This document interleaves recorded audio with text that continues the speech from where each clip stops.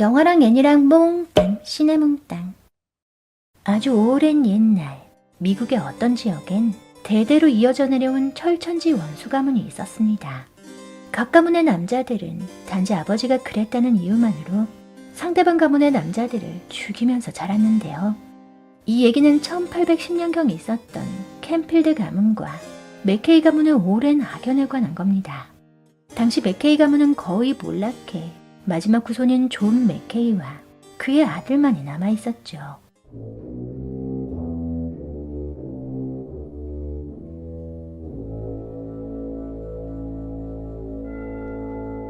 조세 캠필드는 불같은 성격을 가진 동생 짐을 막아보려고 했습니다.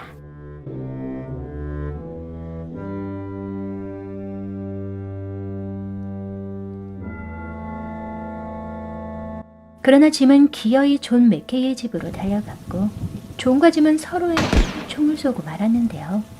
맥케이 부인은 죽은 남편을 보며 절규했고 조세 캠필드는 동생의 시체 앞에서 다짐했죠.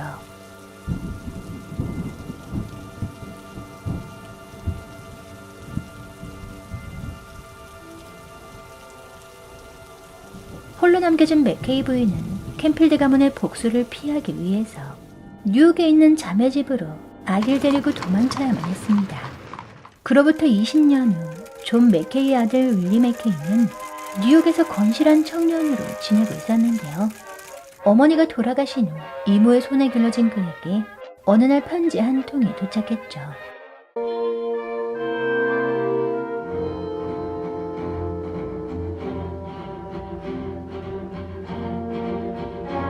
맥케이 가문의 멋진 저택을 물려받을 거라고 생각한 윌리는 기대감으로 한껏 부풀어 올랐습니다.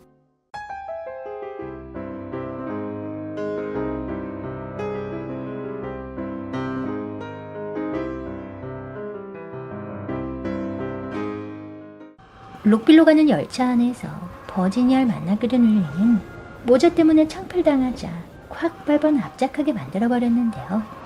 블루리지 산으로 들어선 열차는 심하게 덜컹거렸고 버지니아는 자기도 모르게 윌리의 팔을 붙잡고 매달렸죠.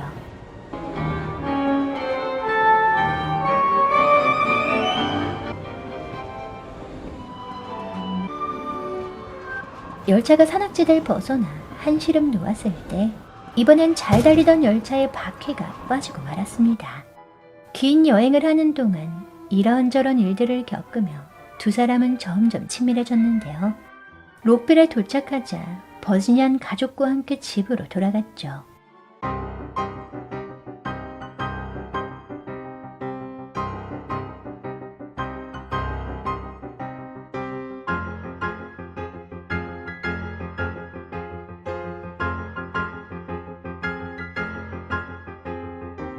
그런데 하필이면 윌리가 길을 물어본 사람은 조셉의 아들 리 캠필드였습니다.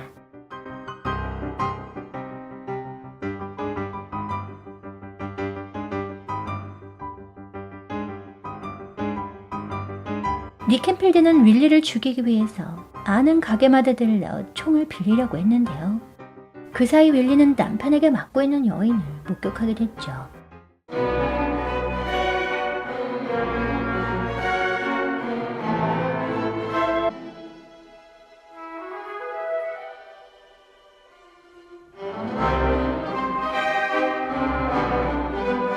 리 캠필드가 총을 빌려왔을 땐 윌리가 도망친 뒤였습니다.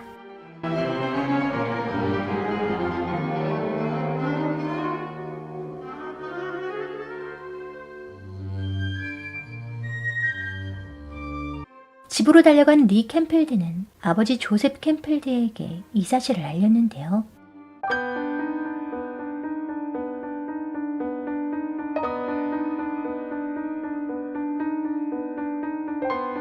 한편 맥케이 가문의 집을 찾아가던 윌리는 우연히 버지니아를 다시 만나게 됐죠.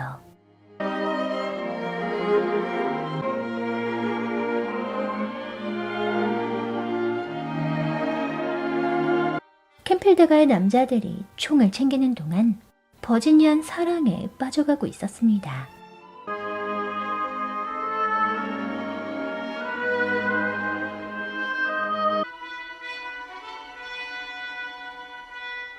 그들은 저녁 식사 전에 윌리를 죽일 작정이었는데요.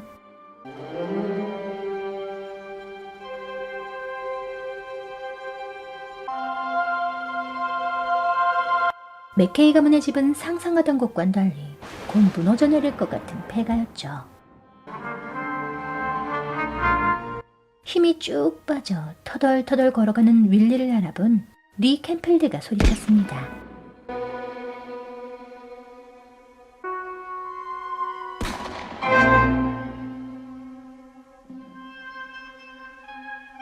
윌리를 죽이기 위해 매복해 있던 제임스가 총을 쐈지만 하필 이때 총이 발사되지 않았는데요.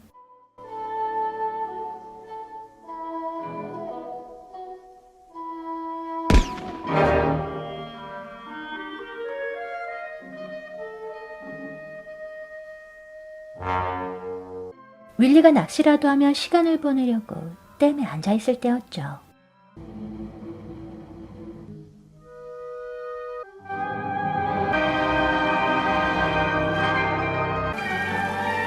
그때 마침 댐이 폭발해 캠필드 형제는 윌리를 보지 못했습니다. 벌건 대낮에 날벼락을 맞은 윌리가 간신히 물 밖으로 나오자 하필 그때 대어가 낚여 다시 물속으로 처박히고 말았는데요. 이것 참 윌리가 행운아인 건지 불행아인 건지 알 수 없는 노릇이었죠. 캠필드가의 남자들은 윌리를 찾지 못하고 빈손으로 돌아와야만 했습니다. 그때 윌리가 제 발로 캠필드가의 집 안으로 들어섰는데요.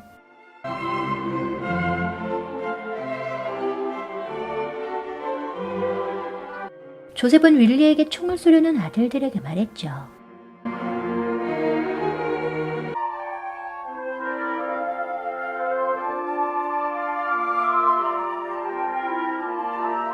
목사님까지 방문하시는 날이니 조셉은 더욱 조심스러웠습니다.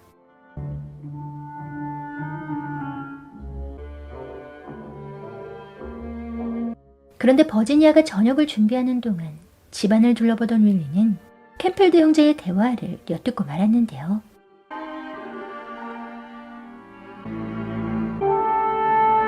놀란 윌리가 도망치려고 문 밖을 나서자마자 캠필드 형제가 총을 쏘아댔죠.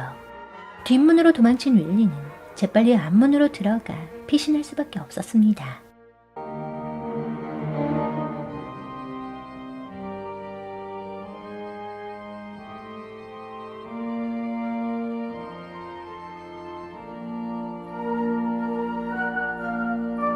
목사님이 식전기도를 들으시는 동안에도 윌리와 캠필드가의 남자들은 실눈을 뜨고 서로를 견제했는데요. 저녁 식사는 내내 일촉즉발의 상황이었죠. 조셉의 칠문절 자르기 위해 칼을 갈 땐 그 칼이 목에 박히진 않을까 움찔움찔했습니다. 드디어 전쟁 같은 저녁 만찬이 끝났는데요.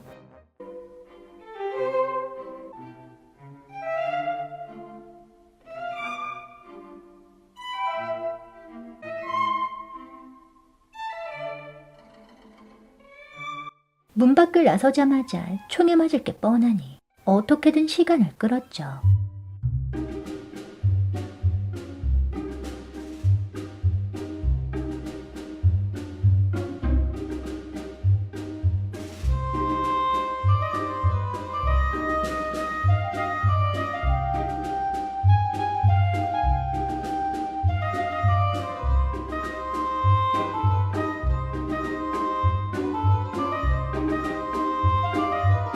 그러는 동안 밖에는 엄청난 폭우가 쏟아지고 있었습니다.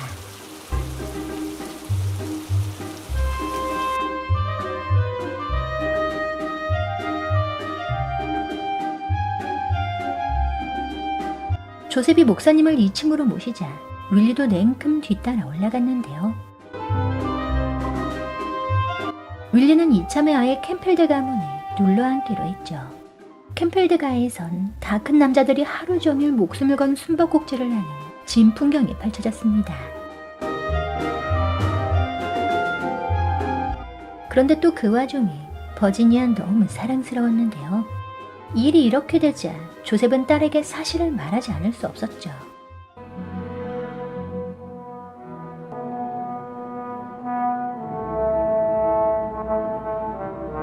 마침내 모든 사실을 알게 된 버지니아는 윌리를 밀어내려고 했습니다.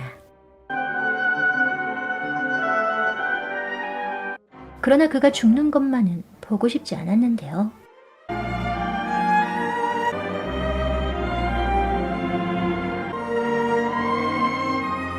윌리는 드레스를 몰래 훔쳐입고 도망쳤죠.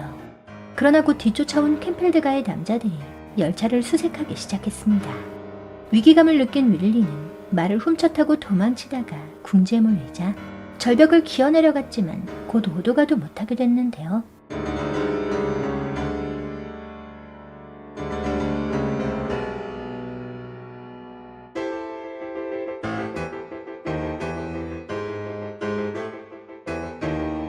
그런데 그만 윌리와 함께 강으로 떨어지고 말았죠.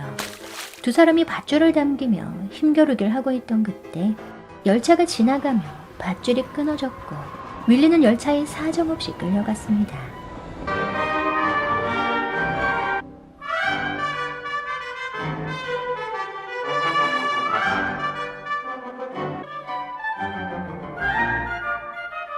잠깐 눈치를 보던 윌리는 이번엔 열차를 탈취해 도망쳤는데요. 그러다가 열차가 탈선하며 다시 강물에 빠졌고 장작을 싣고 있던 나무 상자를 타고 떠내려가게 됐죠. 한편 윌리를 찾아 숲을 헤매던 버지니아는 강가에 앉아 울다가 윌리를 발견했습니다.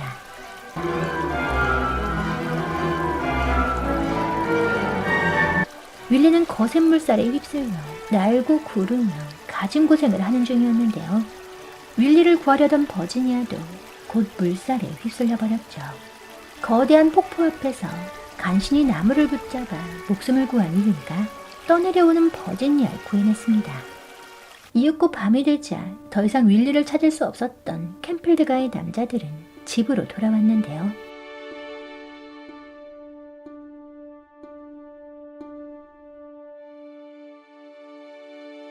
그런데 이게 어떻게 된 일인지 버지니아가 윌리와 키스하고 있었죠. 그리고 그들 옆에서 성혼 선언을 하던 목사님을 발견했습니다. 이미 윌리 맥케이의 아내가 된 딸을 바라보던 조셉의 눈에 캠필드가의 가운 내 이웃을 내 자신처럼 사랑하라 는 글이 보였는데요. 조셉은 윌리를 사위로 받아들이기로 했죠. 캠필드 가문과 맥케이 가문의 오랜 원한은 그렇게 끝이 났습니다.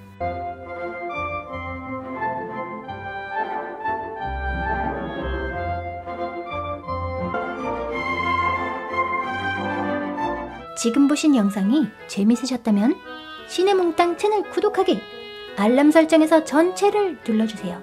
여러분의 구독과 좋아요가 시네몽땅의 영상을 계속 만들어갈 수 있는 힘이 됩니다.